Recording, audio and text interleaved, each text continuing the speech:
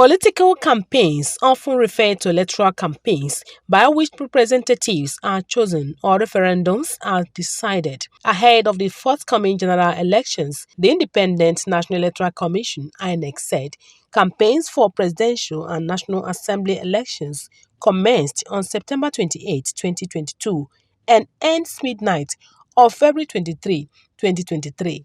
While that of governorship and state houses of assembly began on October 12, 2022 and ends midnight of March 9, 2023. To this end, key players in the political terrain, especially those vying for various political positions, have hit the ground running politically through campaigns to win supporters and electorate in readiness for the D-Day. However, there have been a lot of emphasis on issue-based campaigns to avoid heating up the polity and endangering political stability. The very essence of you vying for any political post is for you to lend in your voice, your expertise, your exposures and awareness. So people should rather concentrate on issues, because that is where your manifesto will be. We will need to understand the solutions, that you have to proffer as regards the challenges that are ravaging the polity. If you start calling names, start castigating your opponents, you start a campaign of calumny, you have nothing to offer as a politician. Nothing to offer. Now this president aspirant or candidate is a thief. The other person is a thief. The other person got his certificate through GCE. It's inconsequential. The issue is that what are you going to offer to the nation? Looking at other values critical to a successful conduct of the 2023 general elections, the respondents expect the electoral umpire (INEC) to avoid favoritism and play according to the rules of the game, while the electorate are expected not to mortgage their consciences as they discharge their civic duty and responsibility. If we are going to make progress this 2023, it is 90% dependent or 95% on INEC for three notable reasons. One, they should not allow whatever that will give way for inconclusive elections. Two, it has to be so clean and clear that if anybody loses, it will be evident to everybody that he or she would have lost. Okay? Three, it is also imperative that they make things easier for people to access their PVC.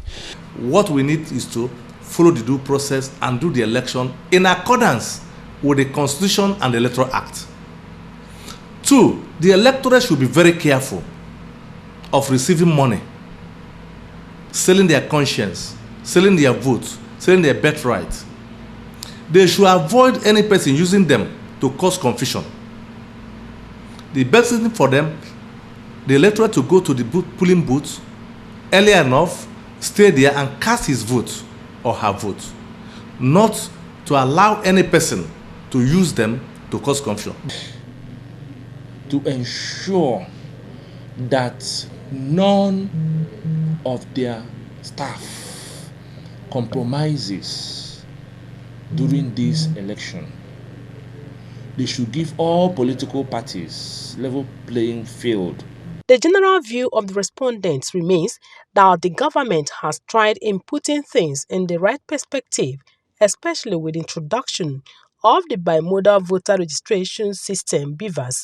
Hence, the electorate should reciprocate by coming out to cast their ballot, as their vote, they say, will certainly count. Every citizen is responsible. He is responsible to his civic duties. You can't have the country spend so much money producing PVCs, you didn't pay for it. And then they all abandoned at the INEC offices with these citizens not going to collect them. It's waste of taxes, it's waste of human resources. Everybody wake up in the morning, you say, this nation is the worst. This nation is destroyed. This nation, nothing moves. The earlier we begin to pray for our nation, the earlier we begin to pray for the corporate existence of Nigeria, the better God will answer our prayer. In Awka, Chinyere Fesi Okoye, NTA News.